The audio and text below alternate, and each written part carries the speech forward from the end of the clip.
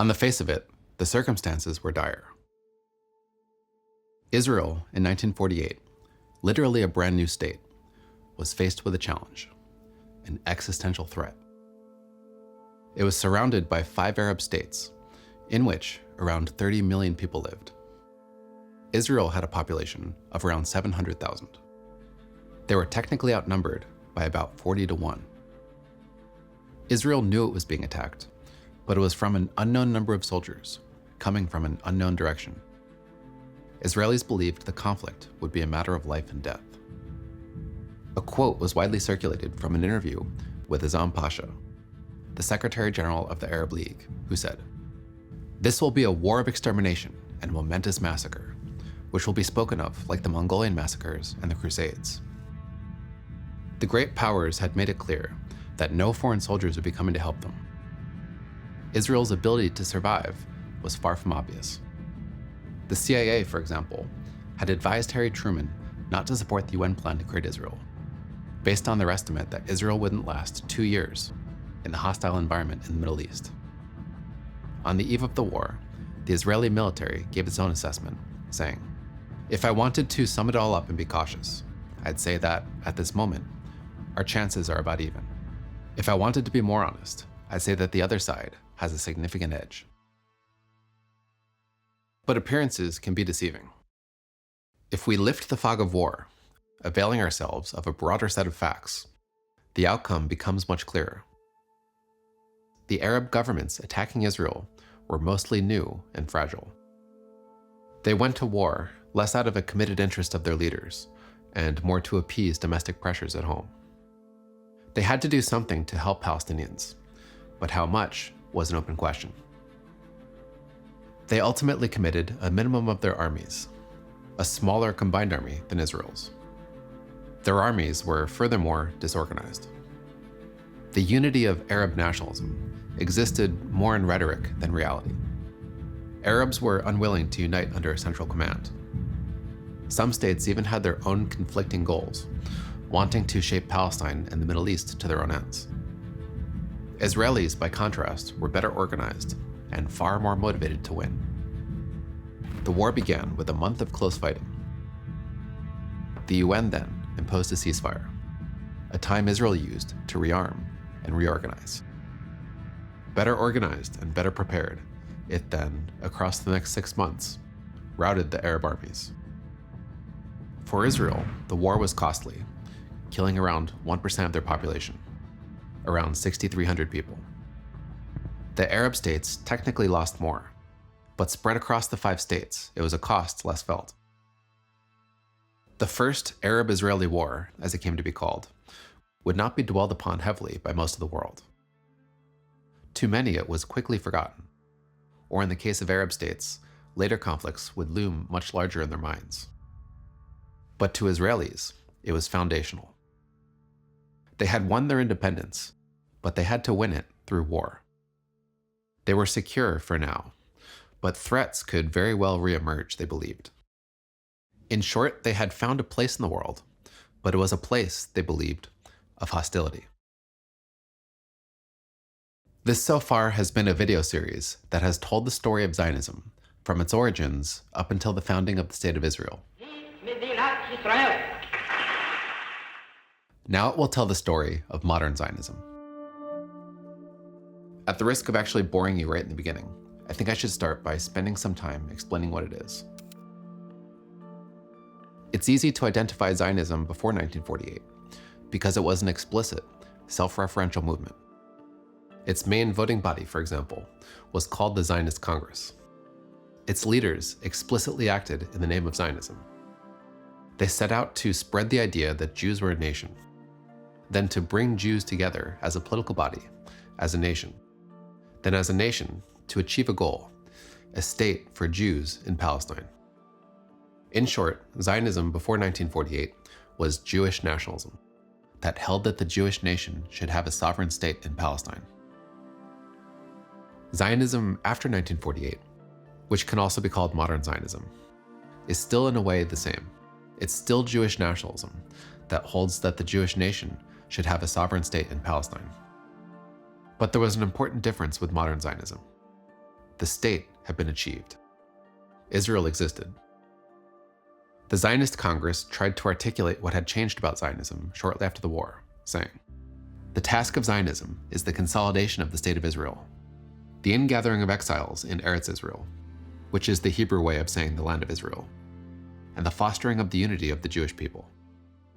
They're just describing Israeli nationalism. Nationalism meaning the modern politics that revolve around the health, unity, and goals of nations. The goal before had been to establish a Jewish state. Now that Israel existed, new goals would emerge and shift over time. Zionism, also going forward, would not be typically used in a self-referential way. The state had given a name to their new national identity. Most of those who would have previously called themselves Zionists were now simply calling themselves Israelis. They would participate in Israeli politics, in Israeli political parties, within a typical modern array of ideologies: socialism, liberalism, nationalism, conservatism. So Zionism refers to the nationalist element within Israeli politics, one element among many. You can think of it as just Israeli nationalism. None of these ideologies necessarily operate cleanly on their own. One might, for example, base a certain policy on a mixture of socialist and liberal principles, or say run for office based on a mix of all these principles, though while doing so, emphasizing some more than others. But it's most clearly and cleanly a matter of nationalism, and in Israel's case, Zionism, when we're talking about issues like national history, national rights, and national needs. A national right or need, for example, for a state to exist, and to exist safely, or a national right for a state to have certain borders, based on its nation's beliefs or its nation's history. There would still be Zionist congresses going forward, but the leaders of Zionism, for the most part, would be Israeli prime ministers. It would be prime ministers who would typically speak for the nation of Israel and act in its national interests. Zionism, its character, the decisions that come out of it, affects and shapes other nations of the world, namely the Arab nations around it, while the other nations of the world reciprocally affect and shape Zionism. Which is to say, nationalism is largely based in relationships. If Israel had different neighbors, for example, the character of its nationalism would almost certainly be different. I think the best thing I can do here is to go through the history, to at least go through the major developments, the landmark events that have shaped Zionism or that have been caused by Zionism. It will also lay out the foundations of the modern Israel-Palestine conflict, as it's Zionism's biggest conflict, a conflict fundamentally based in nationalism. Two rival nationalisms competing over the same land. You should often be able to see Zionism as the primary driver of events, but not always, and perhaps not always cleanly. I won't stop and point it out every time, but rather focus on narrating the history, only stopping to point out shifts in Zionism when they occur. The history is famously long and complicated, but I think it can be clearly understood when broken down into three major developments. The first, and perhaps the most important, is the period around 1948, conveniently putting us right where we left off. We can start by taking stock of the situation coming out of the Arab-Israeli War. Consider the perspective of Israelis. This was the time that gave birth to their state, and what a time it was. In a span of just around 6 or 7 years, the people who are now calling themselves Israelis had experienced the Holocaust. They had fought a civil war against Arab Palestinians, who had tried to prevent the Israeli state from emerging. Then immediately after declaring their state, had been attacked by 5 Arab neighboring states and won. Israelis widely thought that their survival was miraculous. It was a modern story of David against Goliath. And they hadn't just won, but gained perhaps the most precious prize of all. Zionists had originally been offered around 20% of Palestine by the British in 1937, an offer they tentatively accepted and that Arabs rejected. 10 years later, the UN approved Jews getting around 55% of Palestine. About a year after that, by the end of the war, Israelis had around 80% of it. Palestinians had nothing. Jordan annexed the West Bank, while Egypt administered the Gaza Strip. There was a tremendous sense of momentum for Israelis, of accomplishment. As a legislative council put it during the war, everyone is moving, there's momentum, everyone is tense and ready. It is hardly surprising that one wakes up at 5 in the morning, despite working hard till late at night. Who can sleep at a time like this? Who would not do anything to live this time? Even more awake, even more intensively, even closer, more attentive and dedicated. Going forward, Israel spent its time absorbing new immigrants and unifying. They created a state the Zionists had always dreamed of. One where Jews, anywhere in the world, were free to immigrate to and become citizens. In a land where they could live as the dominant nation, free from anti-Semitism. If Jews anywhere in the world wanted to move to Israel, Israel, by law, had to take them in. Israel was created not for the purpose of winning wars. Israel was created to safeguard the life of the entire Jewish people. Israel was created so that every Jew knows that he can come home when he has to or when he wants to. Within a few years, a massive flow of immigration made their population almost double. A major factor was rising anti-Semitism in Arab states, causing virtually all Jews in those states to move away, mostly to Israel. Paradoxically, the existence of Israel was causing anti-Semitism, which in turn made Jews flee to Israel, validating the purpose of its existence. One might be tempted to push back here and say that it's not Israel's existence that was causing anti-Semitism, but Israel's behavior. But according to my research, at least at this point in time, that's not accurate. Zionism to Arabs was an inherently aggressive colonial movement. Israel was a colonial state that unjustly stole land from Arabs. That was the fundamental grievance. Stories about Jewish atrocities circulated widely during the time across the Arab world, but most of them weren't true. Because Arabs felt so negatively towards Israel, they were willing to believe just about anything negative that they heard about it. Its existence was the fundamental grievance, the root cause of the negativity. Going forward, Arab states refused to recognize its existence. They avoided even using its name, calling it the Zionist entity. Meanwhile, in Israel, it was a time notable for its unity. Its various militias, with some tension, were turned into one united Israeli army, the Israeli Defense Force, or the IDF. Israel was governed almost monolithically by David Ben-Gurion, who enjoyed broad support and sweeping powers. Ideologically, there was a notion that the general public, especially the arriving immigrants, had to conform to the dominant culture, which at the time was secular, Eurocentric, essentially Ashkenazi. The new immigrants were human dust, as Ben-Gurion put it, lacking language, education, roots, tradition, or national dreams. They were human dust that had to be given form. However dramatic the triumph and cohesion of Israel was during the period, there was perhaps an even greater drama of the time: the reciprocal and utter collapse of Palestine. Zionism had once been seen, mostly by Jews, as a movement that would benefit both Jews and Arabs. It was thought that they could live together, side by side, and mutually enjoy rising living standards, rising prosperity. But by 1948, it had become a conflict that was zero-sum. Gains for one side meant a loss for the other. As the Civil War and the Arab-Israeli War played out, and the Arabs' defeat by Israel became obvious, a term was coined by a Syrian intellectual named Constantine Zurich. It was a Nakba, a disaster or a catastrophe. The defeat of the Arabs in Palestine, he said, is no simple setback or light passing evil. It is a Nakba in every sense of the word.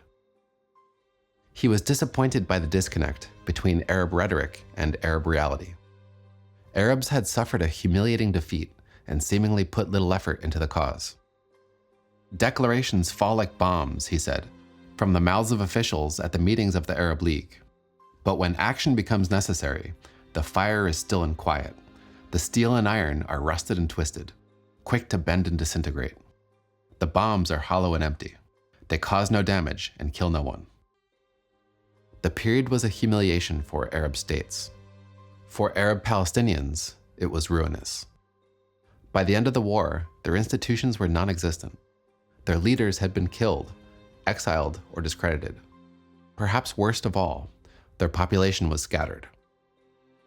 As Konstantin Zurich put it, 400,000 or more Arabs are forced to flee pell-mell from their homes.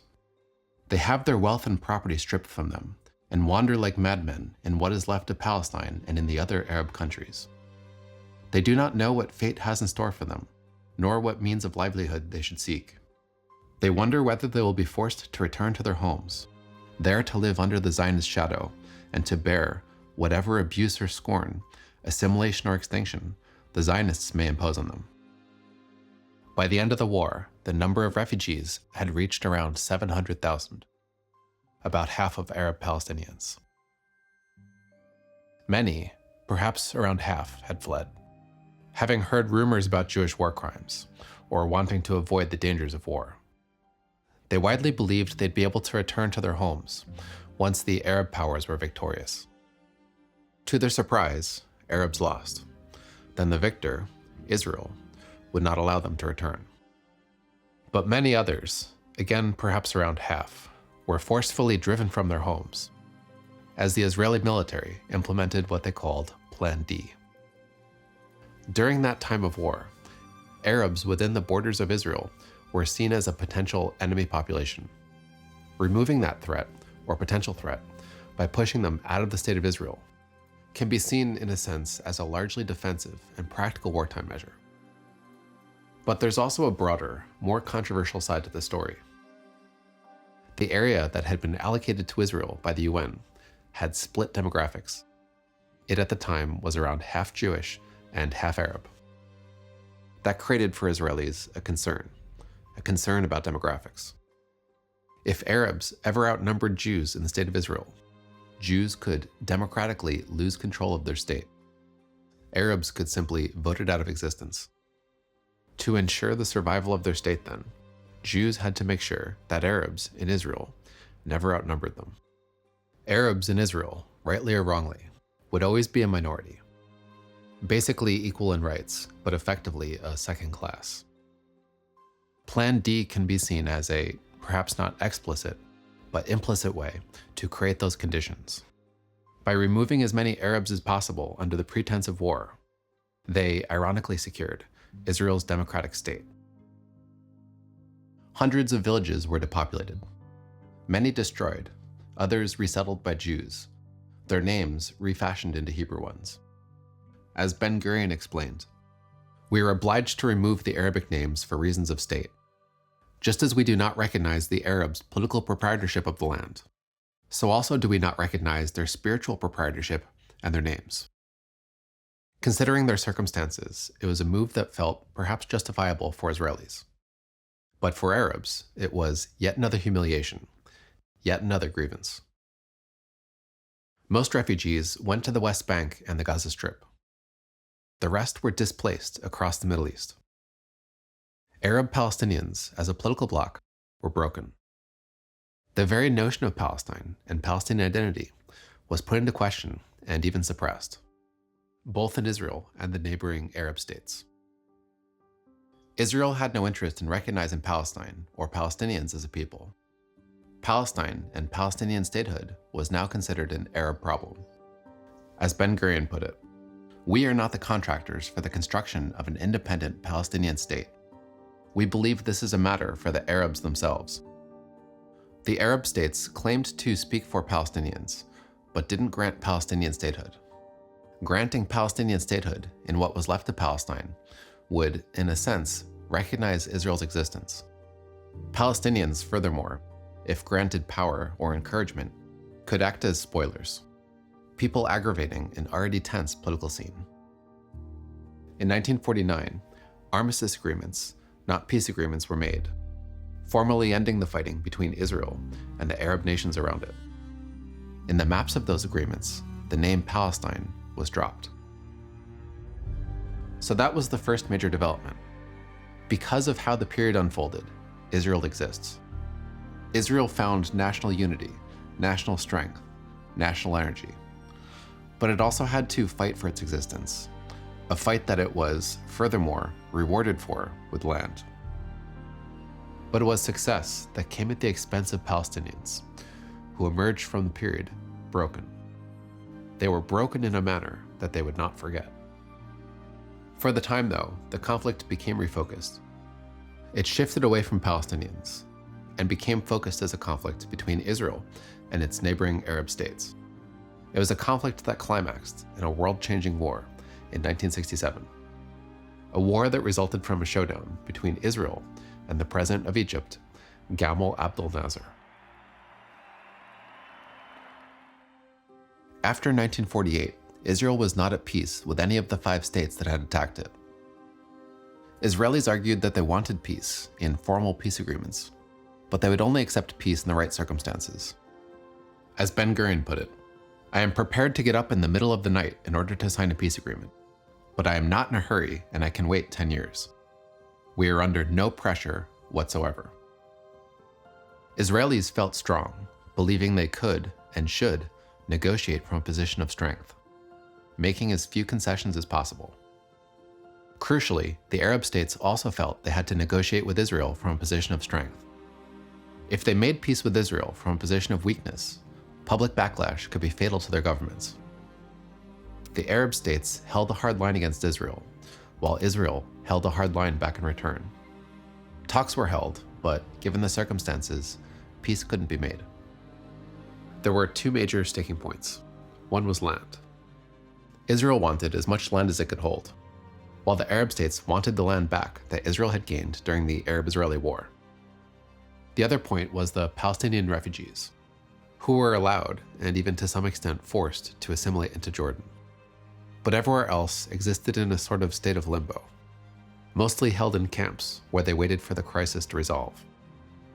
Israel held that the refugees were not its problem, as it had not started the wars that created them. The Arab states held that the refugees were its problem. Israel was a colonial state, making its existence inherently aggressive. Any refugees created because of Arab resistance to the colonization was, in their eyes, an Israeli problem because the resistance was justified. So the Arab states, besides Jordan, didn't allow the refugees to assimilate and insisted they be returned to Israel, while Israel refused, even for the simple reason of demographics. Meanwhile, in Israel, 2 broad paths developed for foreign policy. They were originally labeled by Israelis as activism versus moderation, and were relabeled during the Vietnam era as hawkishness versus dovishness. But one could also roughly label it in Zionist terms. There was the Zionist right and the Zionist left, a left and right-wing view on Zionist policy. The left emphasized international cooperation and understanding. They were the ones who, in this context, wanted to empathize with Arabs and create peace through connection, diplomacy, and the avoidance of violence. The Zionist left were sensitive to Israel's standing in the world and wanted Israel to act in a way that brought it honor and respect in the eyes of the rest of the world. Israel briefly had a genuine left-wing nationalist as their leader, Moshe Sharett, who served as their second prime minister. He distinguished himself, for example, by saying, "Arabs have extremely subtle understanding and delicate senses. It is true there is a wall between us and them, and there is a tragic development in that this wall is getting taller. But nonetheless, if this wall can be prevented from getting taller, it is a sacred duty to do so, if at all possible."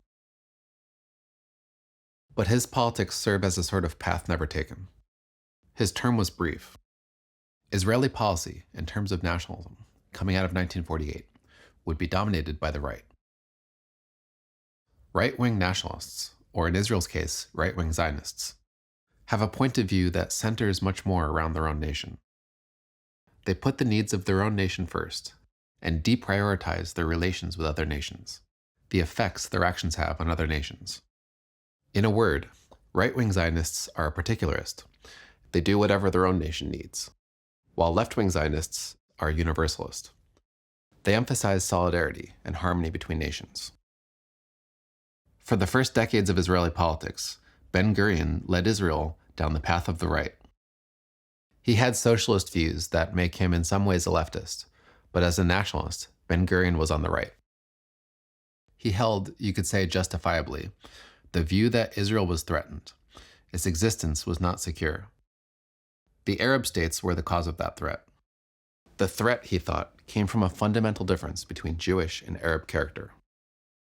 Jews, he thought, were civilized and law-abiding. Arabs were primitive and violent. We live in the 20th century, he said. They in the 15th. Peace deals could be made, for example, but they could also be broken, so they could not be made if they made Israel fundamentally weak. The only reliable tool Israel had to deal with Arabs, he thought, was force. He also didn't trust other nations of the world to keep Israel safe, which meant that Israel's survival, for the time, would be based on its own military strength. It was Ben-Gurion's interpretation of the new Zionist man. The idea that Zionism was causing Jews to be reborn, tough and assertive. For example, contrasting himself against Moshe Sheret's emphasis on diplomacy and restraint, he said, "He is raising a generation of cowards. I will not let him. I will not let him. This will be a fighting generation."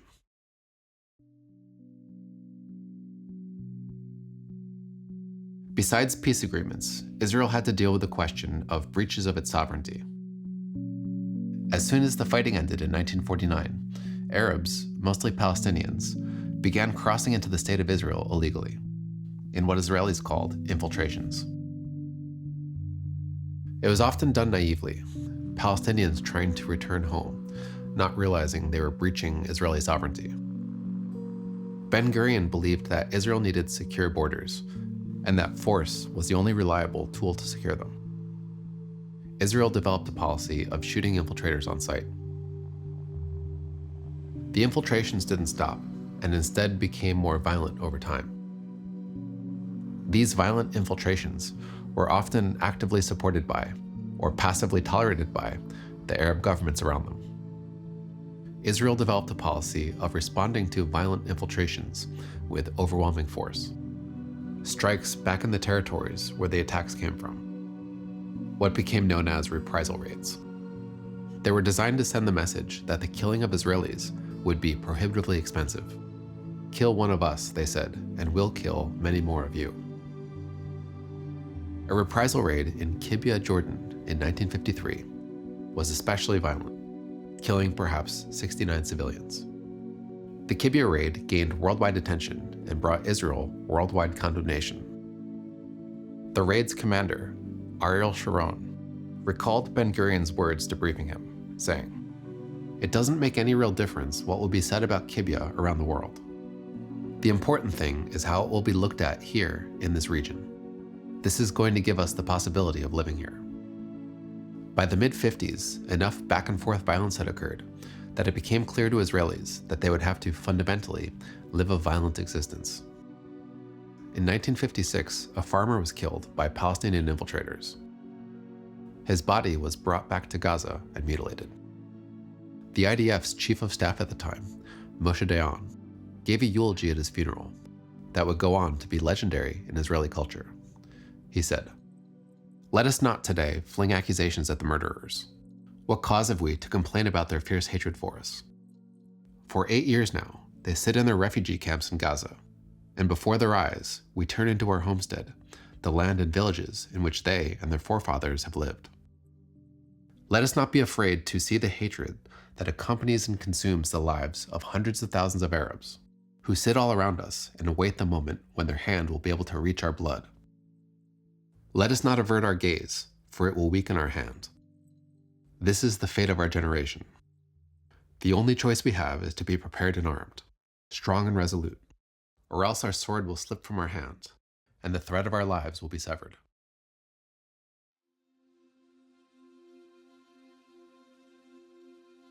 Meanwhile, in Egypt, after the Arab-Israeli War, a group of officers have been disgusted by the performance of their country.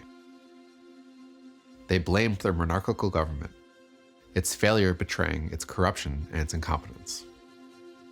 In 1952, they staged a coup, successfully toppling it. A power struggle played out between the officers, culminating in the rise of a strongman president, Gamal Abdel Nasser. Nasser, first and foremost, wanted to strengthen and reinvigorate Egypt. He had fought in Palestine during the Arab-Israeli War, but even then he recalled, "We were fighting in Palestine, but our dreams were in Egypt. We spoke of nothing but our country and how to deliver it." As a secondary aim, he focused on cohesively uniting the Arab world, a goal called Pan-Arabism. He created a brand of Arab nationalism, secular in nature and tied to his name, eventually called Nasserism. Arabs were one people, he claimed, who should eventually form one united nation. It was an idea he broadcasted widely over radio, through the stations Voice of the Arabs and Radio Cairo. As an issue that could bring Arabs together, Nasser emphasized the platform of anti-imperialism, as European powers, namely Britain and France, long held, and to some extent still held power in Arabic-speaking countries. Israel was also seen as a Western colonial state. As Nasser brought the Arabic world together through radio, he emphasized anti-imperialism against the West in general, and anti-Zionism against Israel in particular. The Arab of Palestine want to return back to their homeland, to regain their property. What was the answer of the Israelis? The answer of the Israelis was no. They will not permit single Arab to return, and they will not give them back their property. But we can do the Arabs. If you have a right and nobody is ready to give it to you, so the only solution is force. As Nasser was coming into power, peace talks were secretly held between the Israeli and Egyptian governments, but the talks failed. Egypt wanted Israel to cede the Negev desert, land that had been allocated to it by the UN. By 1953, Israel for years had been carrying out their policy of shooting infiltrators on sight, but none of their high-profile reprisal raids had yet occurred. They had tried working with Egypt to end the infiltrations, but were unsatisfied with the results. Egypt then, under Nasser, began raising hostilities, sending into Israel a group of mine layers and saboteurs, and publicly calling for a second round of fighting. He also sent an intelligence gathering mission in 1954, during which in Israel they killed an Israeli cyclist. In the grand scheme of things, all relatively small provocations. Israel responded maximally, plotting a false flag mission in 1954, which, had it not been discovered, would have bombed empty British and American buildings in Cairo and blamed it on the Egyptians. In 1955, Israel sent a reprisal raid into Gaza, gaining widespread attention and killing, perhaps, 38 Egyptian soldiers. Egypt escalated further, actively training and sending militant Fedayeen squads into Israel. Fedayeen meaning self-sacrificers in Arabic. It also closed to Israel the Straits of Tiran, shutting it off from Asia and much of Africa. The Soviet Union began selling arms to Egypt, strengthening it and further establishing it as the leading Arabic power. With relations breaking down and feeling ever more threatened, Ben-Gurion argued that Israel had a right, even a duty, to overthrow Nasser. "It is definitely possible to topple him," he said, "and it is even a mitzvah, a sacred obligation to do so. Who is he anyway, this Nasser Schmasser?" In 1956, Nasser needed funding for the massive Aswan Dam. The United States denied him a loan. Nasser found the funds then by nationalizing the Suez Canal, taking it from a Franco-British company.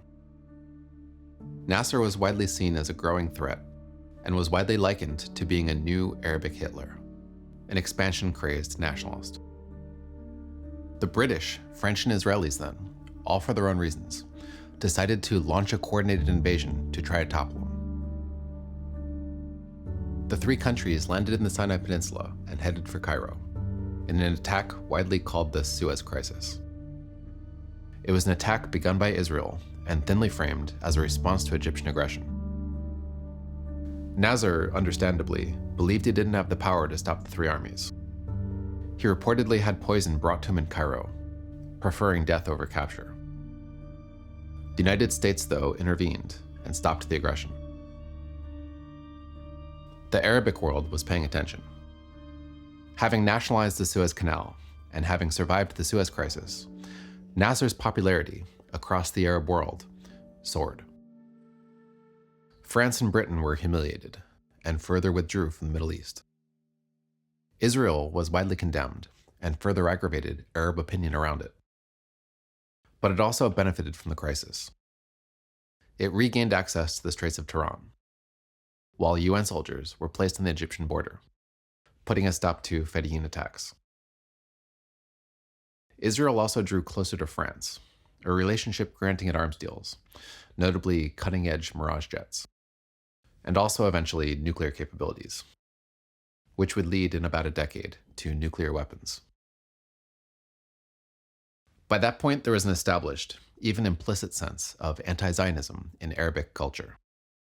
As a historian of Arab nationalism put it, the accepted assumption throughout the Arab world was that the illegitimate entity, Israel, was behind every ill that befell the Arab world.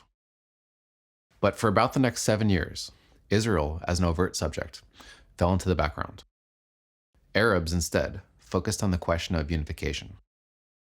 Could the Arab states come together and form a united nation, or not? By 1963, the answer seemed to be no. Attempts to fuse together Arab states had failed, and Egypt was embroiled in a costly, humiliating civil war over the question in Yemen. Meanwhile, Israel needed water for its rapidly growing population, thanks to immigration. A project was finishing that diverted water that would have fed into the Jordan River, a river used by both Israel and Arab states. The plan had been produced by the US and approved by both Israeli and Arab engineers, but the Arab League never ratified it. Israel went ahead with the plan anyway.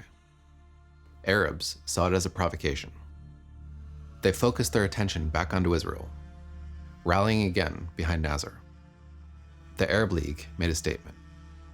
The establishment of Israel is the basic threat that the Arab nation in its entirety has agreed to forestall.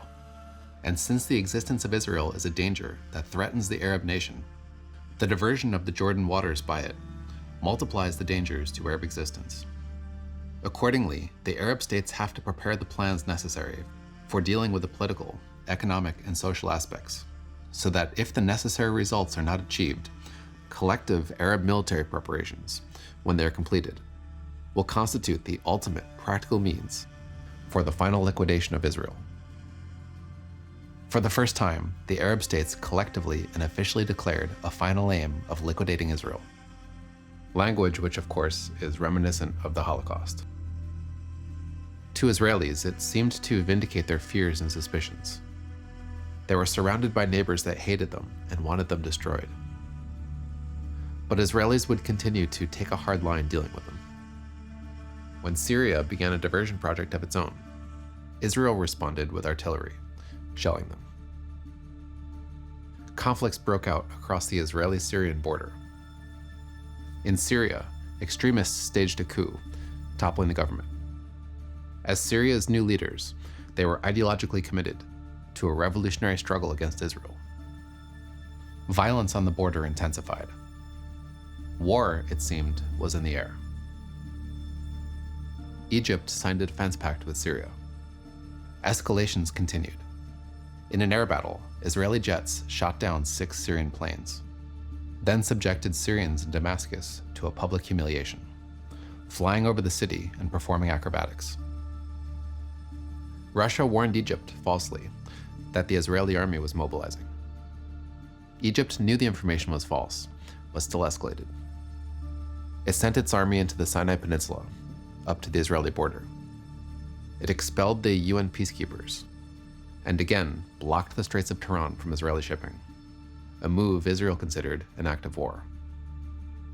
The Arab publics and Arab states all leaned into the mood of war.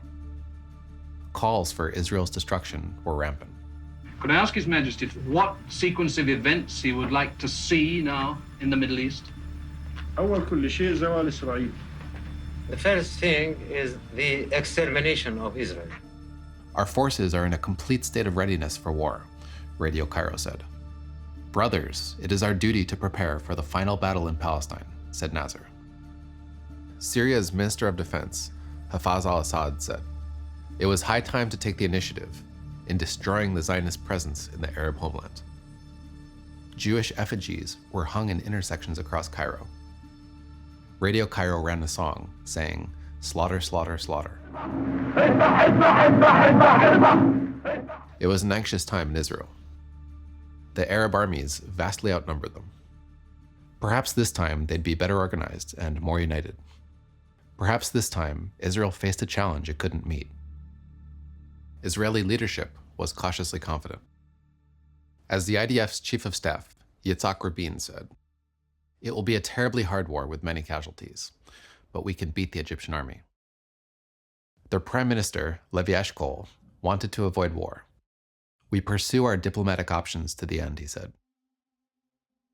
Rabin mobilized Israel's reserve army, an escalation that among Israelis was divisive. Ben-Gurion, in retirement, condemned the decision. We have been forced into a very difficult situation, he said. I very much doubt whether Nasser wanted to go to war, and now we're in serious trouble. One Arab state after the other signed defense pacts with Nasser, while beginning to mobilize their armies as well. Egypt's mobilization was complete, with around 100,000 soldiers on the Israeli border. Its generals were confident. We will never be in a better position than now, they told Nasser. Our forces are well equipped and trained. We will have all the advantages of attacking first. We are sure of victory. Egypt's escalations had now carried it to the brink of war. Israel's unflinching hardline policy meant it walked in step, escalating in return. If a war was to happen then, who would win? Arabs thought they could win, especially if they struck first. Israelis also thought they could win, but their confidence relied on a plan, one that had been in the works for years.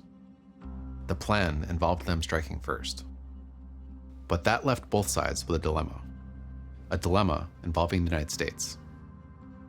Israel had been fostering closer ties with the United States for years. The Arab states were afraid that if they attacked Israel, the United States would defend it. The United States did tell Israel that it would defend it, but only if it was attacked. If Israel struck first, it would be alone in whatever war followed. As President Johnson repeatedly told them, I must emphasize the necessity for Israel not to make itself responsible for the initiation of hostilities. Israel will not be alone unless it decides to go it alone. We cannot imagine that it will make this decision. But the situation kept escalating. After visiting Cairo, Jordan's King Hussein gave a summary. All of the Arab armies now surround Israel. Egypt, Iraq, Syria, Jordan, Yemen, Lebanon, Algeria, Sudan, and Kuwait. There is no difference between one Arab people and another. No difference between one Arab army and another. Israelis had to decide, let themselves be struck and be forced to trust the United States, or strike first and risk fighting the Arab states alone. The stakes were so high and the outcome so uncertain that even the IDF's chief of staff, Rabin, a man in a position typically requiring composure, suffered a nervous breakdown and was given tranquilizers by his doctor. There was intense argument among the Israeli high command. A decision had to be made. The Air Force commander weighed in. All the signs indicate that the Egyptians are ready to strike. We have no option but to attack at once. Moshe Dayan had just been promoted as Minister of Defense, taking the role from Prime Minister Eshkol, who had been perceived as uncertain and weak. Dayan, by contrast, was a cheerful hawk. Well, they have plenty of tanks and troops and everything, too much, too many, and we have much less than they have. Much depends, of course, where is the battle. Dayan agreed. Israel had to attack. It is our only chance to win, he said, to wage this war our way. A vote was held. Israel would attack. They knew the decision would be internationally condemned, But as another high-ranking official put it, they will condemn us, and we will survive. On June 5th, 1967, Egyptian pilots eating breakfast were suddenly witness to their planes and airfields being destroyed.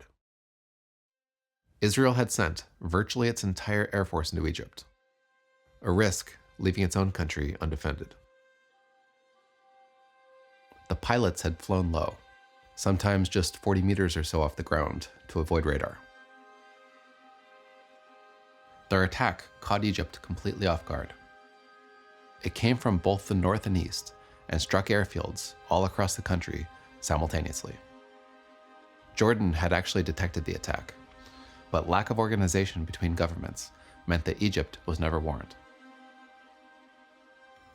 Operation Focus, as it had been called, fared far better than Israelis had expected. In terms of damage done, it exceeded expectations by almost 100%. Within a few hours, the Israeli Air Force commander reported the results to Rabin. The Egyptian Air Force has ceased to exist. Egypt, though, through radio, reported the attack to be a failure and falsely reported successes of its own. Syria had already minimally struck Israel. Iraq was committed to war by treaty. But in the context of Egypt's false reporting, Jordan, crucially, joined too. What's the radio saying about what's happened? 23 airmen for Israel. 23? 23 now. Airplanes? Yes, airplanes. But with Egypt's air force out of the fight, Israel was free to swing its air force towards Syria and Jordan, crippling their air forces as well. In the first day of fighting alone, it reported, 400 Arab planes had been destroyed. Israel had immediately established air supremacy. In a conventional war fought in the open expanses of the Middle East, air supremacy is decisive. The Arab states, with their ground armies, stood little chance. The war that followed, tellingly called the Six-Day War, was so one-sided that it presented Israel with unexpected options.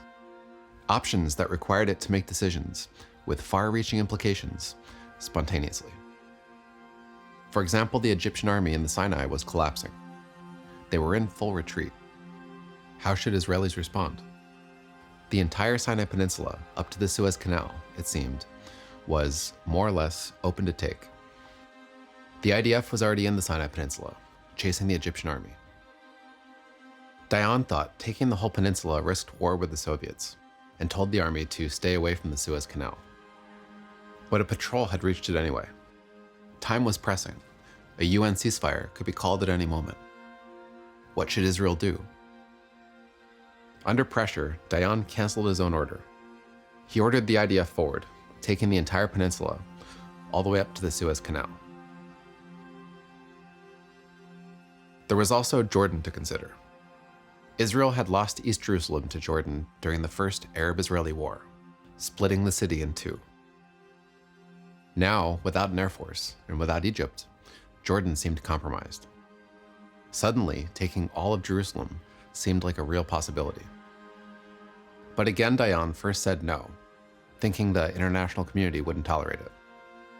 While Israelis debated the issue, he was approached by a revisionist, Menachem Begin, who apparently helped change his mind.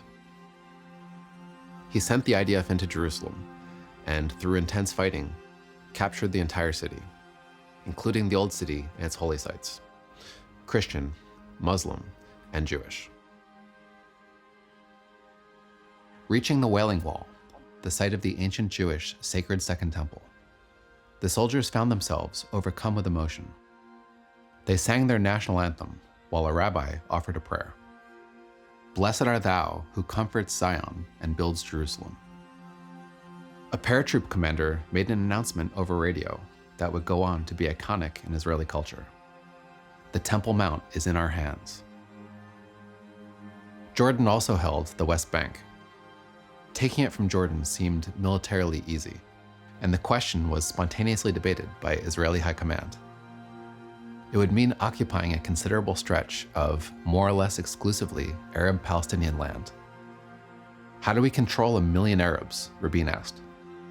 A staff officer corrected him. 1,250,000. No one had an answer. But it was a time, it seemed, of seizing opportunities. The IDF was ordered to take it. Then there was Syria.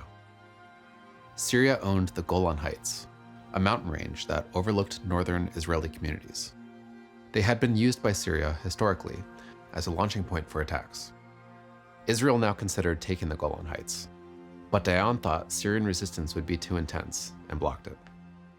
Then they intercepted a message from Nasser to the Syrian president saying, "I believe that Israel is about to concentrate all its forces against Syria in order to destroy the Syrian army, and regard for the common cause obliges me to advise you to agree to the ending of hostilities and to inform the UN Secretary General immediately in order to preserve Syria's great army. We have lost this battle. May God help us in the future." Apparently sensing weakness, Dayan again flipped his decision. Writing to Eshkol, he said, "In my opinion, this cable obliges us to capture the maximal military lines. Yesterday I did not think that Egypt and Syria would collapse in this way and give up the continuation of the campaign. But since this is the situation, it must be exploited to the full." Israelis had exploited Arab weakness in pursuing their own national interests, and had put little thought, by necessity, into the consequences. It had been an astounding victory through military might, and a war that they had won, more or less alone. And it netted them a reward. By the end of the war, thanks to their new territories, Israel had more than tripled in size. Nasser declined in influence, never to fully recover. Egypt declined with him, as did Pan-Arabism, to be replaced to some extent by Saudi Arabia as the next dominant Arab power, and Islamism as the next dominant ideology, which blamed Arab nationalism's failure on its secular nature. By the end of the 60s, Israel developed nuclear weapons, a fact that became widely recognized in the 70s, making Israel less of a target for conventional ground wars. The war established the importance of the Middle East in the Cold War. The Soviet Union became more involved supporting Arab states, while the United States developed close ties with Israel, seeing it as a powerful democratic ally that helpfully had ties with American Jewry, meaning policy decisions in favor of Israel could swing American voters. Israel would go on to develop a large lobby in the United States, precisely for that purpose. The US began making major arms deals with Israel, further strengthening it. The Arab states tried war with Israel once more in 1973, but their aims were much more limited. Israel's military strength and American backing meant conquering it was increasingly unrealistic. Arab states, beginning with Egypt, began signing peace deals with Israel, formally recognizing its existence and, more or less, ending hostilities. Egypt received, as a trade-off for that peace, the land it had lost in the Six-Day War. But Israel was conflicted about giving up anything else. The territories that they had gained so spontaneously now posed the Israeli polity a problem, a dilemma. There were two major arguments about what to do with the territories, arguments that conflicted with one another. The problem was, both arguments on their own seemed correct. The first argument went, holding the territories was necessary to keep Israel safe. If they kept the Golan Heights, for example, it would give Israelis a buffer between themselves and Syria, and take from Syrians a point that had been previously used for attacks. Holding the Golan Heights could give Israelis defensive value, while also helpfully securing access to water. Israel also held the Gaza Strip, a small and dense piece of land with debatable strategic value. But the value of the West Bank was clear. To understand why, you can just look at a map. Israel, especially without the West Bank, is a small state, around 290 miles long, or around 470 kilometers. Its important and dense urban centers, including Tel Aviv, run across its narrow middle, an area in its narrowest just around 9 miles wide, or around 15 kilometers. A space so small that it leaves no room for an army to maneuver. Despite having fought 2 wars in 20 years, Israel and Jordan historically had a strong relationship, The best of enemies, some called it. Jordan had governed the West Bank up until that point. But after the Six-Day War, its sovereignty would collapse back into Jordan. While Jordan had held the West Bank, Israel had felt relatively secure. But if Israel didn't control the West Bank, and Jordan didn't control the West Bank, it meant that the Arab world, with all the threat and instability that it implied for Israel, would extend all the way up to its narrowest borders, all the way up to its vital urban centers. Given the history of violence and aggression towards Israel until then, the argument that it needed the territories for its own defense seemed sound. How could they let Palestinians, a people hostile to them, control land that went right up to Tel Aviv? But then there was the counter-argument, which ran: the fact of occupying those territories, with all it entails, makes the people living there, and the Arab world more broadly, more hostile to Israel. Arab well-being aside, that hostility makes Israel less safe. Arab Palestinians may have tolerated Jordanian and Egyptian rule, but they would be far less tolerant of Israeli rule. There was also the one-sided nature of the occupation. It would be Israel, which had become more or less a regional superpower, occupying people without a state, people with a struggling or even collapsing economy, an economy that would be dependent on Israel. Given the lopsided dynamic and given human nature, tension and abuses of power were more or less inevitable. Unless Israelis treated Palestinians as equals, which they would not, Palestinians were almost guaranteed to turn against Israelis more and more over time. Also, the more Israel abused its power, the more it would cause something like a moral corruption. Israelis had held themselves on the moral high ground in the conflicts up until that point. It would be harder and harder to make that case the longer the occupations went on. The rest of the world would also reliably condemn Israel for its abuses of power, further isolating Israel over time on the world stage. All of which, in sum, makes Israel less safe. One could argue that Israel should just annex those territories, making the people there citizens. But that wasn't seen as a realistic solution. Annexing would mean incorporating millions of people into Israel who were hostile to it, who would also likely tip the demographic balance, making Jews in Israel democratically lose control of their state. So what should Israelis do? On one hand, people argued, Israel couldn't afford to let go of the territories. And on the other, people argued, it couldn't afford to keep them. So what's the solution? The question would go on to haunt Israelis, bitterly polarizing their politics, well into the 21st century.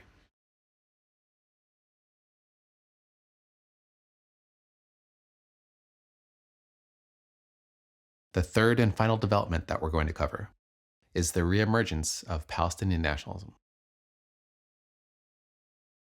On July 22, 1968, news of a plane hijacking grabbed world attention.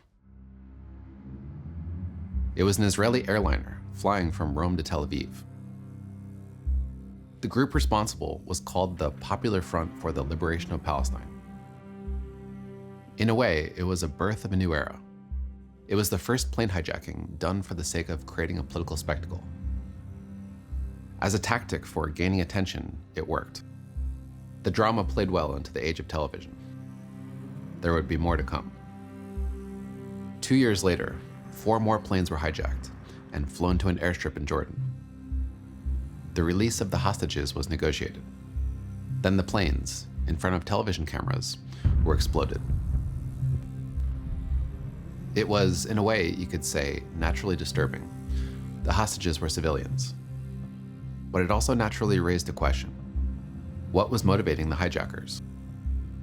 If their aims were political, what did they want? It had seemed that, since 1948, Palestine and Palestinian nationalism had been disappearing. Palestinians didn't have a state. They had no prominent leader.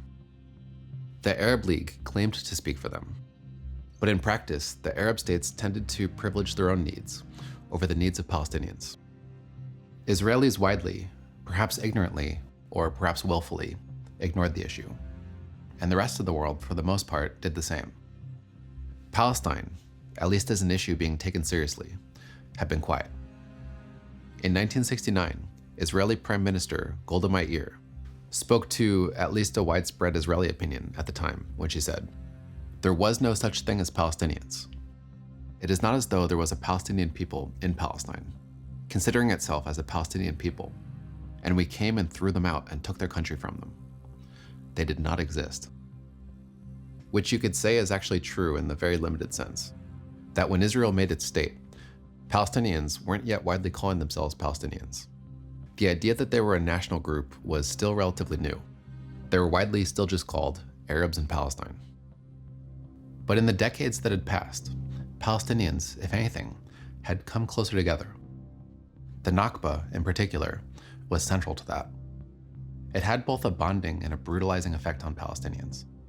As a nationalist leader who had witnessed an expulsion in the town of Lydda recalled, "The Israelis came to Lydda and forced us to flee. It is a picture that does not leave my mind and that I will never forget. 30,000 people walking, crying, screaming with terror, women carrying babies on their arms, and children clinging to their skirts, with the Israeli soldiers pointing their weapons at their backs. Some people fell by the wayside, and some did not rise again. It was terrible. If you see such things, your mind and heart alter. So what use is it to treat a sick body when such things happen? Humans must change the world. They must do something. They must kill if needs be. To kill, even if that means that we, in our turn, become inhuman." Palestinians would tell and retell their stories, their family stories, and their neighbors' stories about the Nakba. It became for Palestinians a foundational story, a myth at the foundations of their national culture. It was a story that gave them a common goal, to reclaim their land, and a common enemy, the Israelis who had taken it. There was even an ideology to blame: Zionism. It was Zionism that brought Jews to Palestine. It was Zionism that brought national distinctions to Palestine. And it was Zionism that, for national reasons, caused Jews to push Arabs out of Palestine. Palestinians had placed their hopes in the Arab states since 1948. But with the disaster of 1967, placing Palestinians under Israeli rule, and the fall of Nasser and Pan-Arabism, it seemed they had to take matters into their own hands. A radical few then, typically inspired by the Algerian Revolution or by anti-colonialist Marxism, tried to bring about change for Palestinians through violence.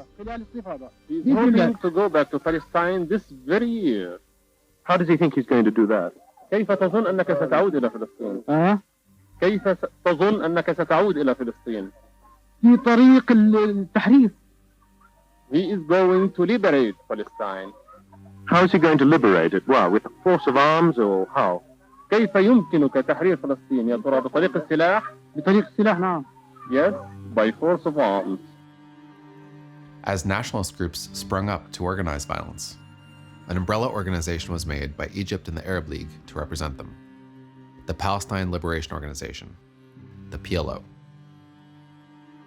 So as Palestinians were deciding to take matters into their own hands, an organization more or less immediately appeared that claimed to represent them. It was an organization whose stance on violence was clear. As the 1968 PLO charter put it, armed struggle is the only way to liberate Palestine.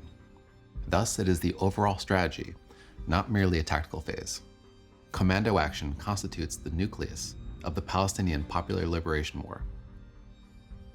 These nationalist groups then paired high-profile, international-facing acts, like the plane hijackings, with hundreds of smaller operations against Israelis, typically targeting civilians, bombing buses, marketplaces, attacking schools. There were acts that raised their profile more locally, both for Israelis and Palestinians. A group called Fatah had fought the Israeli army in 1968 and fared surprisingly well. The battle became heroic in the Palestinian national story, and it catapulted Fatah's leader, a man named Yasser Arafat, into the role of Palestinians' leading national figure. Arafat saw himself as something of a democratic consensus builder, trying to sense the broad wills of Palestinians around him, then act in step with them. It was a philosophy he gained, he said, from studying the mistakes of the past. For example, saying, "In the Great Revolt of 1936, our Palestinian leadership was divided, and the rival groups fought each other. Because of this internal fighting, many of our leaders were assassinated. After studying these matters, I made a vow that my generation would never repeat the mistakes of the past." Having achieved fame, at least in Palestine and the Arab world, he associated himself and Fatah with the PLO. Fatah became the PLO's leading organization. Arafat was elected the PLO chairman. The PLO was now clearly the leading national organization, and Arafat its elected leader.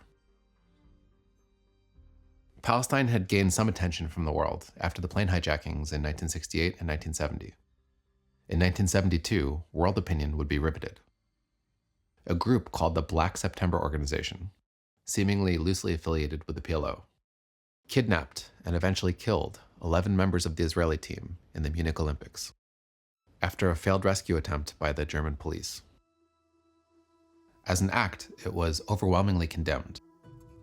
Arafat denied involvement, then, perhaps in a contradiction, successfully put a stop to high-profile international terrorism. But Palestine was gaining attention, and some parts of the world, Arab, African, and communist especially, were sympathetic. In 1975, those sympathetic states invited the PLO to UN Assembly. Palestinians had gone from being practically invisible in 1967 to having their leaders speak at the UN 8 years later. And it was Arafat and nationalist organizations who had done it. They had done it through a sworn commitment to violence.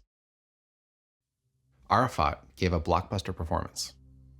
He shouldn't be understood as a terrorist, he said. He was a revolutionary, fighting a colonial movement. He wore a gun holster. He closed his speech saying, "I come here bearing an olive branch and a freedom fighter's gun.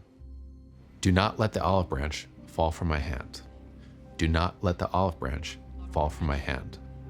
Do not let the olive branch fall from my hand."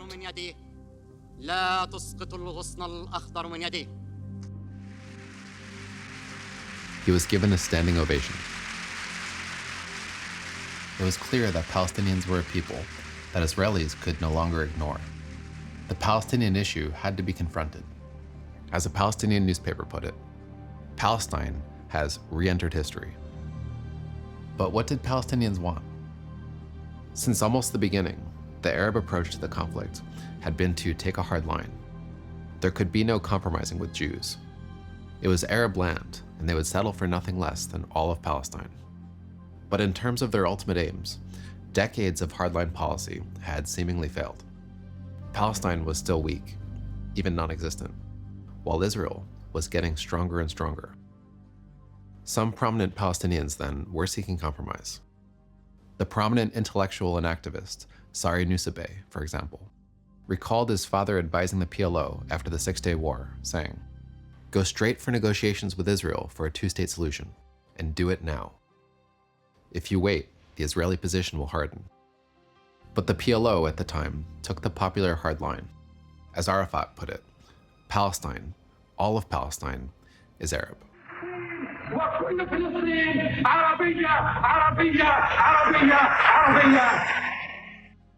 But that raised a question. How could Palestinians get rid of Israel? The great powers of the world weren't doing it. The Arab states had tried but failed. Palestinians, with no formal army and no state of their own, were the least powerful of all. They were the least able to do it.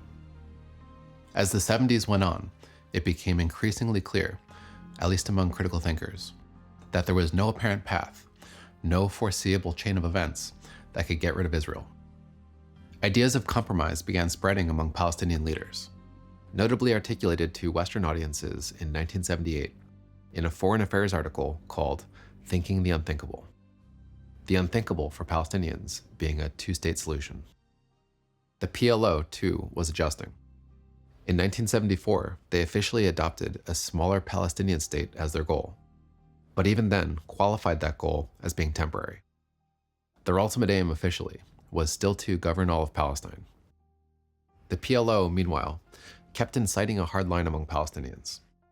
For example, speaking to the public in the 1980s, saying, "We will never compromise with the Zionist entity. and "we'll fight to the last man," while quietly scaling back its own expectations and seeking paths for compromise. But as Palestinians were finally warming to compromise as a solution, Israelis found themselves less willing than ever to accept it. The occupied territories had originally been seen as bargaining chips for Israel to trade for peace. But the longer Israelis held them, the harder it was, they found, to let them go. Beyond the practical arguments that were spreading about the defensive value they held, a new form of Zionism rose that made it ever more difficult to get rid of them. Zionism from the beginning had been an overwhelmingly secular movement. All of the leading figures, from Herzl to Chaim Weizmann and Ben Gurion, were atheist, or at least non-religious. In some ways, the State of Israel recognizes religion and the religious foundation of the Israeli nation.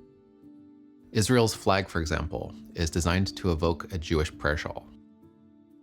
But religion was thought to be something in decline, something that, if given enough time, would more or less go away. Religious Jews had also traditionally ignored or avoided Zionism. The traditional view was that a Messiah had to return Jews to Palestine. A return being led by a secular figure, like Theodor Herzl, was seen as heretical. So Zionism and religion from the beginning were an awkward fit and naturally separated.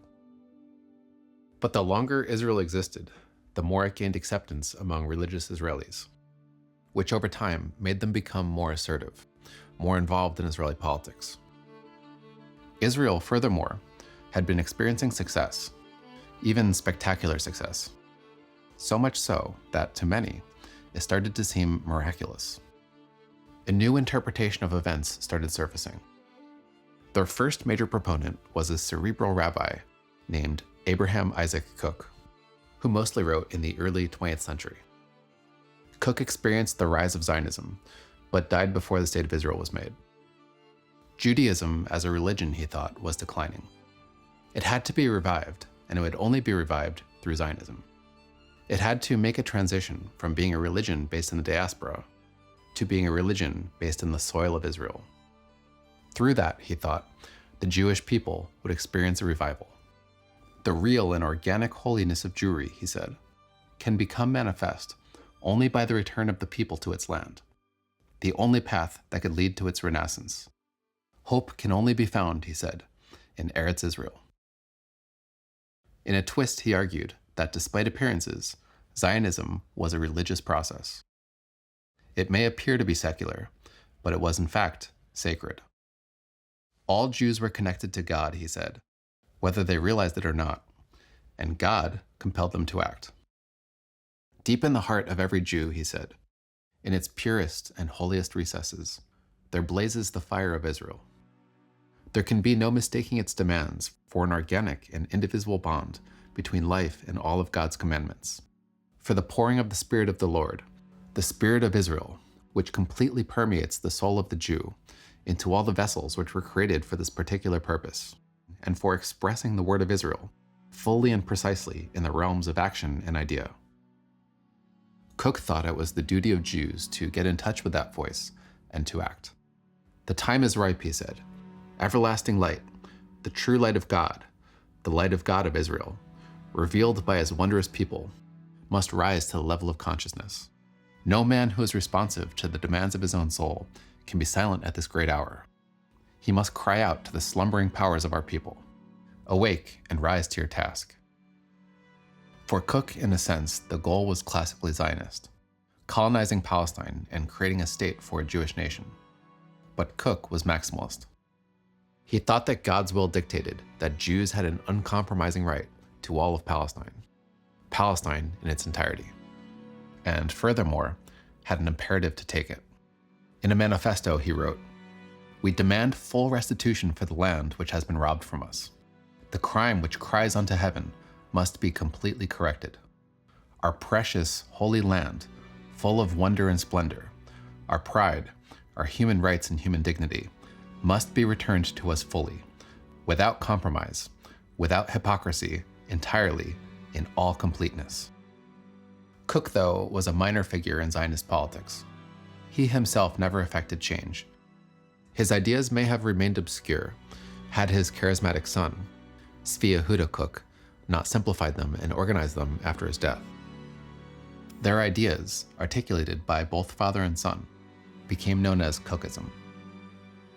Kookism found a moment in history when Israel, after the Six-Day War, found itself with these new territories and found itself wondering what to do with them. The answer, religious Zionists said, was that Israel had not only a right to the territories, but a duty to take them, to incorporate them into Israel. Kookism was especially resonant for religious Jews, since most of the important biblical sites, like Jericho, Hebron, and Bethlehem, were not actually in the State of Israel established by the UN, but were in the West Bank. To many religious Israelis, it seemed that had to be some kind of mistake. On the eve of the Six-Day War, Zvi Yehuda Kook had cried out to his followers, lamenting what he saw as the fragmented Israeli state, saying, "Where is our Hebron, Shechem, Jericho, and Anathoth, torn from the state in 1948, as we lay maimed and bleeding?"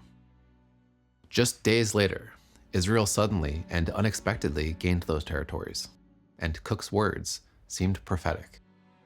It seemed to Kook's followers that Dayan, the IDF, and the State of Israel really were doing God's work. They were reconnecting the Jewish people to their ancient Holy Land. Kook's followers then saw it as their turn to rise up and take the lead. They would take the lead by seeing to it that Israel would not part with that land. "All of this land is ours," Zvi Yehuda said. "Absolutely, belonging to all of us. It is non-transferable to others, even in part. It is an inheritance to us from our forefathers. Once and for all, it is clear that there are no Arab territories or Arab lands, but only the land of Israel, to which others have come and upon which they have built without our permission in our absence." In terms of nationalist politics, religious Zionists are on the far right. They're extremely particularistic, doing what accords with Jewish needs and demands as dictated by their beliefs. The interests of Arabs essentially don't factor in at all. Shortly after the Six-Day War, religious Zionists started taking matters into their own hands. They would actualize their belief that the land was theirs by simply moving into it. It was sometimes done with government approval, even tacit approval, and was sometimes done illegally. They moved into the land and argued that they, as Jews, had a right to it. The first site, in 1967, was in the town of Kfar Etzion, where Jews had been driven out by Arabs in 1948. In the first night in the dormitory, they hung a picture on the wall of Zvi Yehuda Kook. At first, it was a relatively slow process. In the first 10 years, about 75 settlements were made, housing around 11,000 people. But it would accelerate over time. By the 21st century, hundreds of thousands of Israelis would be living in the occupied territories, making what's known collectively as the settlements. A prominent group leading the process emerged in 1974 called Gush Emanim, Hebrew for Block of the Faithful. They claimed a deep connection between land and body, inspired by the Kooks. As a founder put it, "The entire matter of the land of Israel is a mysterious issue whose basis is a spiritual attachment to matter and soil. If one goes deeply into the understanding of the relation between the body and the soul, or of the relationship between man and woman, and penetrates the mystery of the unity of matter and spirit, one is able to understand the love and appreciation for each part of the land of Israel, just as there is value for every limb of the human body. The land of Israel has an element of life in it, and is tied to spirit, so that a surrender of any part of it is like giving up a living organ." Many wanted to incorporate the settlements into the State of Israel. Many wanted even for the project to go much further. How far exactly was a matter of debate. In some passages in the Bible, God had promised Abraham's Jewish lineage vast stretches of land. In one passage, from the Nile in Egypt, all the way to the Euphrates in Iraq. Those who believed that Israel would expand that far were few, but many began advocating for an expanded Israel. An Israel that should incorporate at least the West Bank and the Gaza Strip. A term began circulating that put name to that vision. The term was Greater Israel. The spearhead of the Greater Israel movement was the settlers.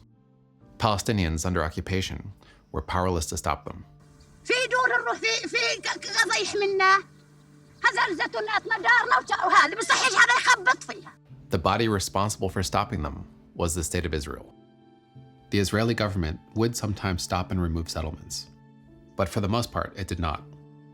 They were allowed at first because, as they argued, the settlements would create a sort of defensive line, a buffer between themselves and Arabs. They knew what they were doing was against international law, but their past history, they thought, taught them they could get away with it. As a high-ranking official put it,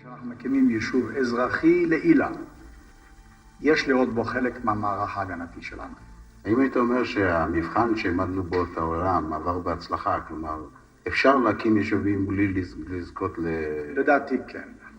כן. על זאת עמדנו כבר די מוקדם. Over time, that logic fell out of favor, at least with the Israeli left. But the settlements would continue to find enduring support from the State of Israel. Support largely due to the structure of Israeli politics. Religious Zionists are represented by a party, the National Religious Party. They've always been a smaller Israeli party, but because of the structure of Israeli politics, minorities can be powerful. Israel has a multi-party, proportional representation system. Parties gain power, seats in the Knesset, proportional to how many votes they get. Because there are many parties, and even smaller parties are getting seats, none of the bigger parties can win a majority on their own. To win a majority and govern then, bigger parties have to make coalitions with smaller ones. But in that system, the smaller parties have leverage over the bigger ones. If for some reason the smaller parties decide to withdraw their support, the bigger parties can lose their majority and their government can fall. Left-wing coalitions, led by the Labour Party, and at first Ben-Gurion, dominated Israeli politics for about the first 30 years. They were considered left not because they were particularly left-wing in their nationalist policies, but because they were socialists. And because there were nationalists in Israeli politics, like revisionists who were further right. After 3 decades of continuous power, in the late 70s, the Israeli left fell. They had mishandled, many thought, the War of 1973, a war that had caught them off guard. Their socialist policies, too, came into question and were seen as failing. Ethnicity emerged as another factor. There are 3 major Jewish ethnicities in Israel. Ashkenazis, who generally come from the north of Israel, Europe. Sephardis, who generally come from the west of Israel, like Portugal, Spain, and West Africa. And Mizrahis, who generally come from the east of Israel, namely the Middle East. Ben-Gurion's attempt to fuse everyone together into one essentially Ashkenazi culture had failed. By the 70s, Sephardis and Mizrahis, feeling resentful, searched for representation that they mostly found on the right.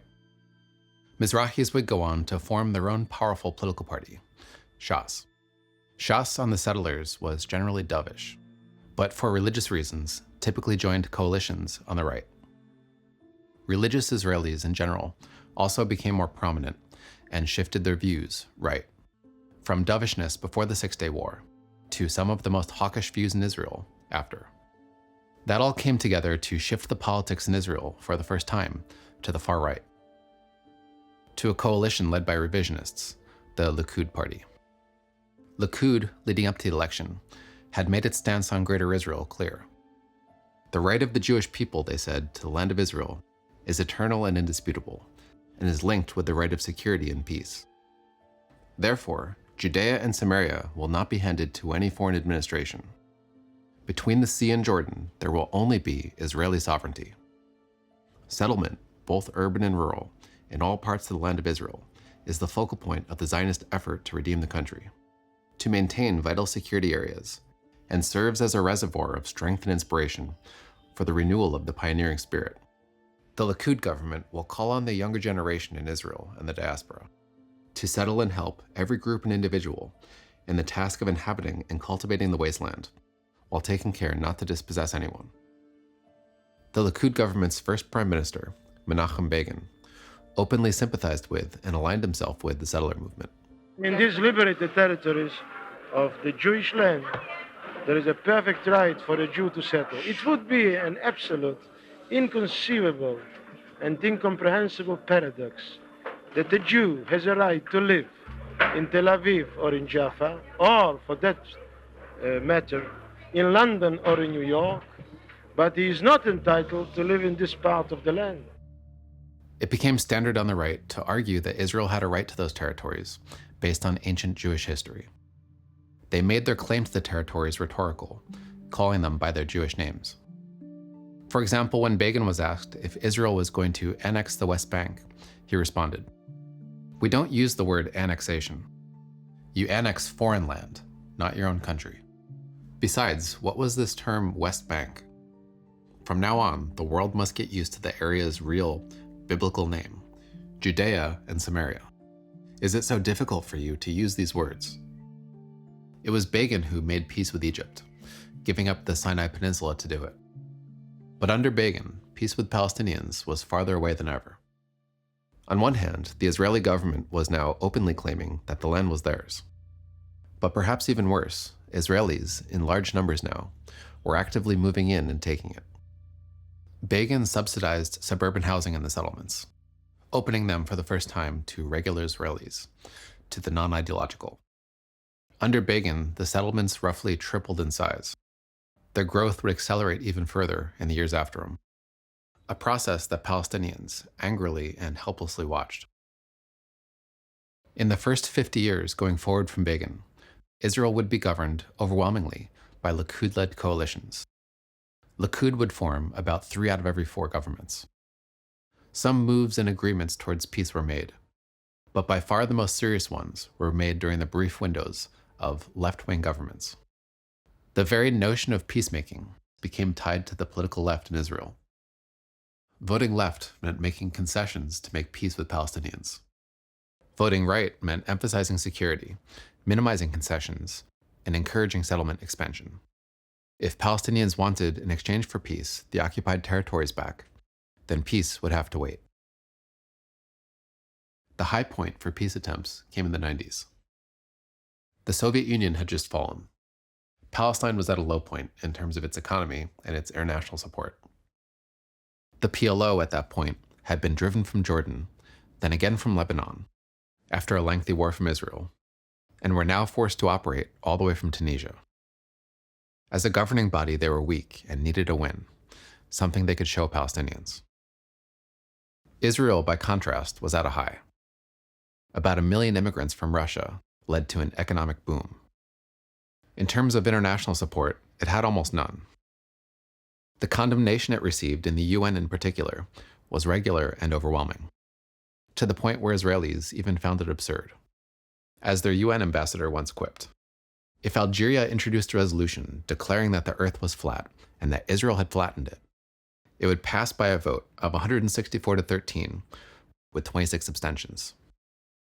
But Israel still seemed, in a sense, untouchable. It enjoyed strong support from the global hegemon, the United States. The Palestinian issue, though, was fatiguing Israelis. In the late 80s, Palestinians had a spontaneous uprising against Israeli rule, known as their first intifada, a term in Arabic meaning shaking off. The intifada was widely televised, popularly capturing the image of Palestinian teens throwing rocks at Israeli soldiers. It was an intentional use of minimal force that Israelis could not respond to maximally. With the Intifada, it became clear that Palestinians were angry. They did not want to live under Israeli rule. It became something that Israelis found harder and harder to ignore. They voted left.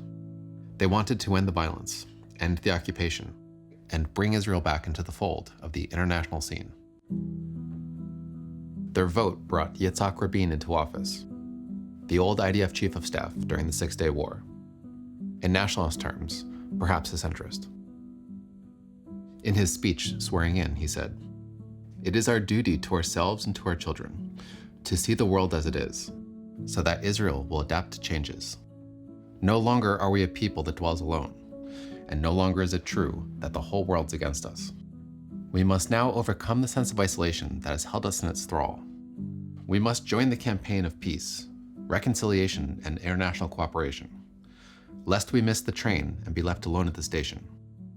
I believe that agreement will be reached within less than 1 year. You can say 9 months, less, or between 9 and 12. In Oslo, Norway, 2 Israeli academics, by their own initiative, had already begun informal peace talks with PLO officials, taking significant risk upon themselves and actually breaking Israeli law doing so.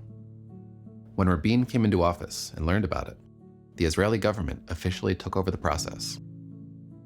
Officials from both sides finally met and negotiated, both sides serious about making progress.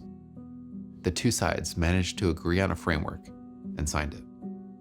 It was meant to be the first step in a longer peace process. Palestinians would gain limited governance in the West Bank and the Gaza Strip, while Israel would partially withdraw its military. The point was for Palestinian autonomy to slowly grow as trust grew between the sides, and for the Israeli occupation over time to shrink. With the signing of the Oslo Accords, first done in private, in a small room with just around 15 people, Israel and Palestine made their first official, cooperative step towards peace. I cried this week twice. The first time at 5 o'clock. After we finished, really we cried. We congratulated each other. And at that time we said, now we have to start the big battle for development, for construction, for cooperation. Arafat and Rabin exchanged letters. Rabin recognized the PLO as representing Palestinians. The PLO recognized the State of Israel and renounced terror. They met on the White House lawn and shook hands.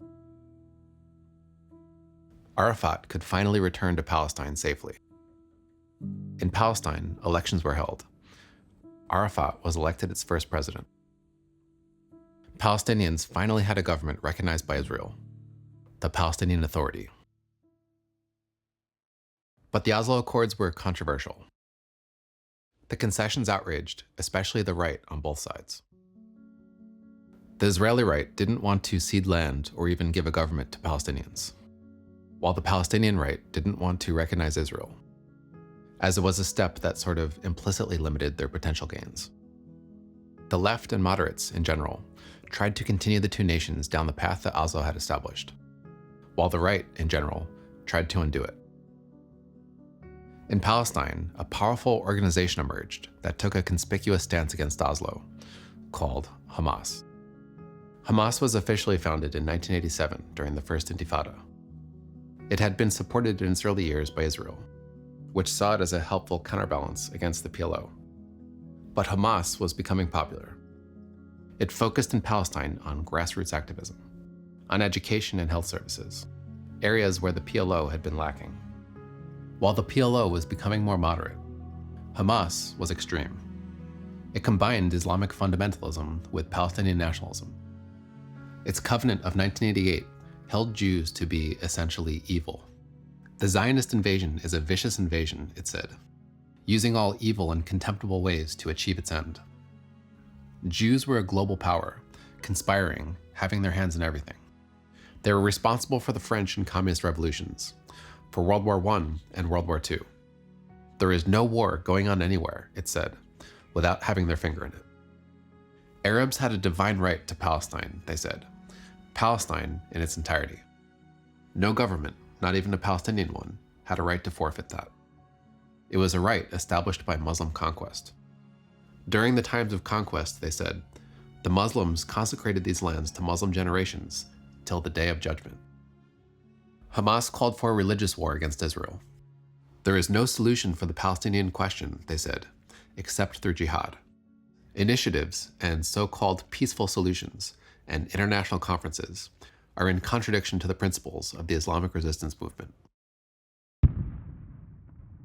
Shortly after the accords were signed, Hamas began a campaign of suicide bombings targeting Israeli civilians. It was a deliberate strategy by Hamas to undermine the Oslo Accords. If Israelis were being bombed, they thought, They would take a harder line against Palestinians, and the peace process would unravel. In practice, while Israel was being struck, it would, as usual, strike back against Palestinians. Despite everything, Rabin tried to keep the two nations down the path of peace. "We will continue the peace process as if there's no terror," he said, "and we will fight the terror as if there's no peace process." Israel started to deeply polarize.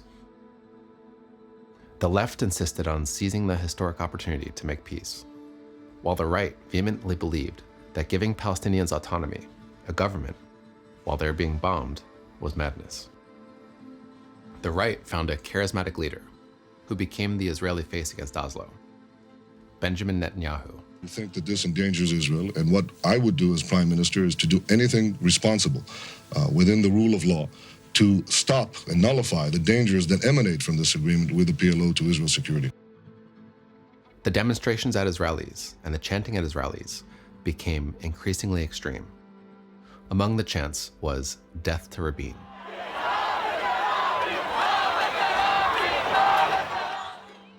As tensions between Israelis and Palestinians rose, a religious Israeli went into a holy site with an assault rifle and opened fire on the Muslim crowd.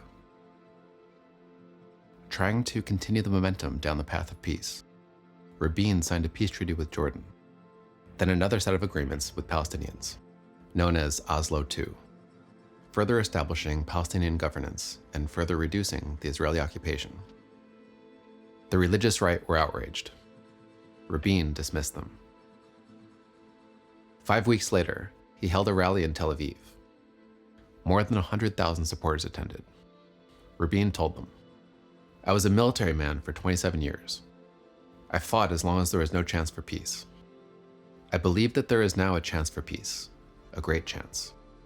We must take advantage of it for the sake of those standing here, and for those who are not here, and they are many. I have always believed that the majority of people want peace, and are ready to take risks for peace. In coming here today, you demonstrate, together with many others who did not come, that the people truly desire peace and oppose violence. Violence erodes the basis of Israeli democracy. It must be condemned and isolated. This is not the way of the State of Israel. In a democracy, there can be differences, but the final decision will be taken in democratic elections, as the 1992 elections, which gave us the mandate to do what we are doing, continue on this course." When Rabin left the stage, a religious student shot and killed him.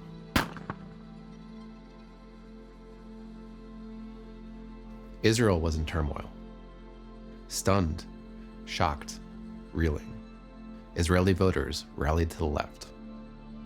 Rabin's successor, Shimon Peres, was projected to win the next election by a landslide. But Hamas intensified their attacks.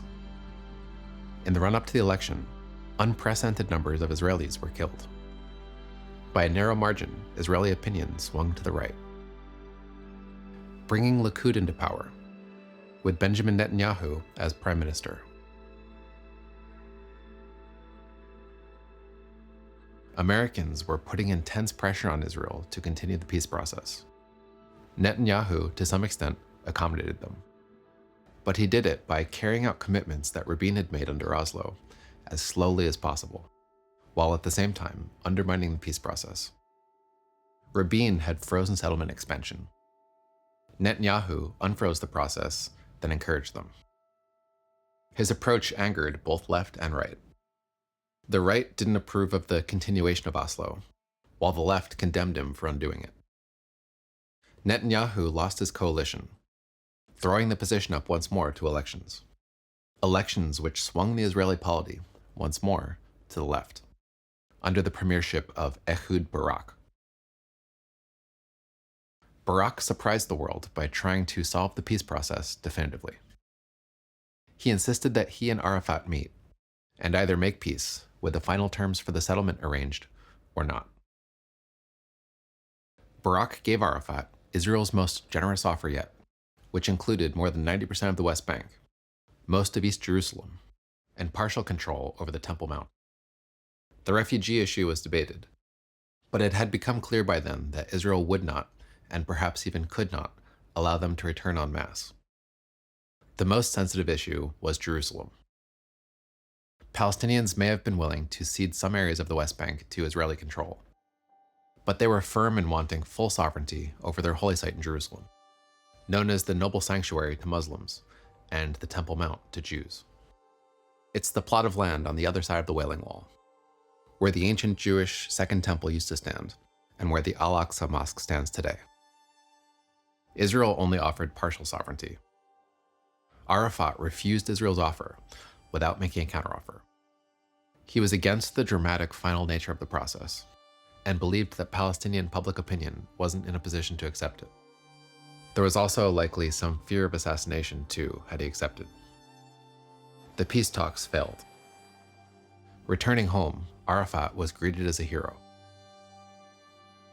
Bill Clinton tried again, offering yet another, more generous set of concessions to Palestinians that were accepted with reservations from both sides. But Clinton's time in office ended, and in Palestine, a second intifada began. It was originally sparked by a revisionist, Ariel Sharon, visiting the Temple Mount. The second intifada quickly grew into something much more violent than the first. More than 500 Israelis died in suicide bombings alone. The IDF responded by firing 1 million bullets in the first 3 weeks. The intifada would go on for more than 4 years. The second intifada marked the end of the left-right pull in Israel. It politically crushed the Israeli left. Giving autonomy to such a violent population, it seemed, was indeed madness. Israeli opinion swung right, and would more or less stay there for the foreseeable future. Their next prime minister, Ariel Sharon, invested heavily in physical separation. In the name of stopping suicide terror, a wall was built, with security towers, checkpoints and fences, physically dividing Israelis from Palestinians. Sharon surprised even his own base by withdrawing Israel from Gaza in 2005, a move that controversially meant dismantling its settlements. The occupation there, it seemed, was costing too much money and too many lives. It was killing too many Israeli soldiers. For the time being, he said, there exists no Palestinian partner for whom to advance peacefully towards a settlement. And since the current impasse is unhelpful to the achievement of our shared goals, I have decided to initiate a process of gradual disengagement with the hope of reducing friction between Israelis and Palestinians. Hamas in Gaza took credit for withdrawal. It was their violent methods, they pointed out, that had driven out the Israelis. In 2006, they decided for the first time to run for election. To the surprise of everyone, largely due to Arafat's death and PLO corruption, they won by a narrow margin. A brief attempt at unity government quickly dissolved into civil war. A war that Hamas won, but only in Gaza, where, over time, it consolidated autocratic rule. They, over time, would become slightly more moderate in their beliefs, but in principle remained committed to violence against Israel, and would use Gaza as a base to launch attacks going forward. With the exceptions of Egypt and Jordan, Israelis were experiencing hostility coming from all sides. A peace deal had almost been made with Syria, but fell apart when Israel tried to keep a narrow stretch of land running along the Jordan River. Going forward, Syria would be hostile to them. Israel had gone to war in Lebanon under Begin, nominally to drive out the PLO, but also seemingly in an effort to create regional transformation. It turned into a decades-long occupation in southern Lebanon, in what Israelis called a security zone. It ended with a unilateral withdrawal in 2000. Hezbollah then, an Iranian-sponsored Islamist group, moved into the land and used southern Lebanon as a base for attacks into Israel. Withdrawals from both Lebanon and Gaza hadn't lessened attacks, but intensified them. Without the IDF on those territories, many concluded, Arabs were freer to attack Israel, a problem for which the right positioned itself as a solution. It would use the military as its tool. It would use retaliatory strikes, retaliatory assassinations, and even retaliatory wars. The first of which, Operation Defensive Shield under Sharon, reoccupied much of the West Bank that had been ceded to Palestinians under Oslo. Under the right, the settlements grew exponentially. Subsidies incentivized hundreds of thousands of Israelis to move into the West Bank, most of whom simply sought cheaper living.